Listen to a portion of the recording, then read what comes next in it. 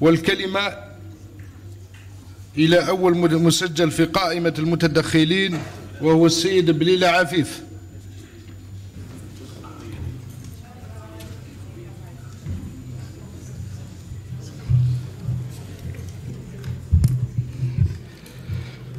أعوذ بالله السميع العليم من الشيطان الرجيم. بسم الله وكفى، وصل اللهم وسلم وبارك على سيدنا وحبيبنا وقرة أعيننا المصطفى عليه وعلى آله أفضل الصلوات وأزكى التسليم. ثم أما بعد، سيد نائب الرئيس المحترم، سيد الوزير العمل والتشغيل والضمان الاجتماعي، السيدة وزيرة العلاقات مع البرلمان، السادة أعضاء لجنة الصحة، أخواتي النواب، إخواني النواب، أسرة الإعلام، إطارات الوزارتين، الجميع، السلام عليكم ورحمة الله تعالى وبركاته.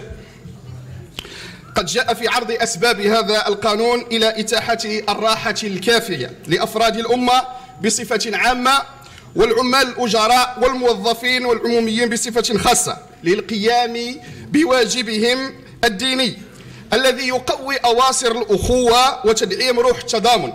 ونحن هنا نثمن هذا التعديل الذي تقدم به سابقا عدة نواب، وقد تم قبوله كذلك أيضا من السيد طرف سيد رئيس الجمهورية بإضافة يوم ثالث لكلا العيدين. وطبعا كنا آخر دولة في عدد أيام العطل الممنوحة خلال الأعياد، والحمد لله بفضل هذا القانون وهذا التعديل سيضاف يوم آخر، وإن كنا نود ولخصوصية عيد الأضحى إضافة يوم قبلها لا وهو يوم عرفات باعتبارها حدثا دينيا هاما، إضافة إلى انشغال معظم العمال والموظفين بالتحضيرات لهذا العيد في ذلك اليوم. وعندما نجوب مختلف الإدارات والمؤسسات العمومية نجدها فارغة عن بكرة أبيها، ولذلك نقترح أن يضاف يوم عرفة إلى قائمة الأيام أو قائمة 3 أعياد الأخرى. هذا في باب الأعياد.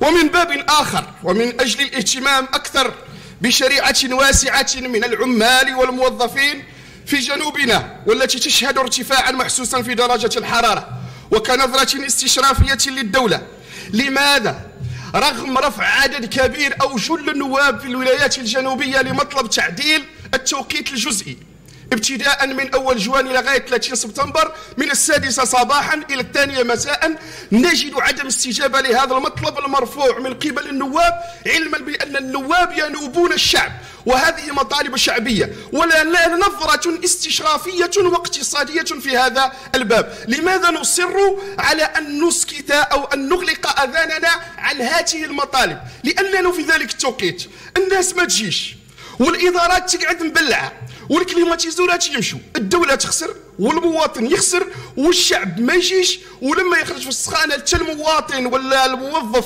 الذي يؤدي دوره بكل أريحية وبكل نزاهة يجد نفسه أنه تحت أشعة الشمس الحارقة، خصوصا الذين لا يملكون سيارات، وما أكثر الموظفين الذين لا يملكون سيارات تقلهم إلى أماكن عملهم. لذلك السيدة الوزيرة المحترمة بودي أن يكون هذا المطلب وأن تحقق، لأنه التعديل اللي راه موجود عندك من 7 نص ساعة ويخرجوا 3، يعني كأننا لم نعدل شيئا في هذا التوقيت. ولذلك نتمنى أن تكون هذه رؤية اقتصادية بخصوص هذا التوقيت.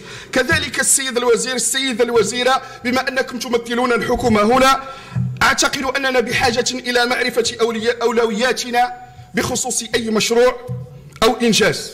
نحن هنا لسنا ضد أي زيد ولسنا ضد عمرو، ونحن مع كل تقدير لشخص مؤسس الدولة الجزائرية الأمير عبد القادر. أمير عبد القادر هو مؤسس دولتنا وهو مجاهد، ونعزه ونكبره ونعظمه ونحترمه، ولكن أعتقد أننا لازم تكون عندنا أولويات. ماشي أنا نعيط هنا، نجي نعيط على التريق في أكثر من مناسبة والتريق ما كانش ولم تسجل عمليات للطريق، ومن بعد يقول لي واحد يجي يقول لي 120 مليار. 120 مليار يا جماعة، عندنا أولويات. ما نقولكش ما دير دين يا سيدي، ولكن كاينة أولويات. نتمنوا أنه الناس تراجعوا لنا الأولويات في تجسيد أي مشروع من المشاريع. ماناش ضد أي إنسان ولا ضد أي كان ولا ضد أي مشروع، ولكن يا جماعة يجب مراعاة الأولويات. الناس لما تقول لك باللي ما عنديش طريق وين نمشي، شوف اسمع لهذه الآهات، لأنها مسؤولية وسنسأل عنها وسنحاسب عنها بإذن الله تعالى. دامت أفراحكم ودامت أعيادكم، والسلام عليكم.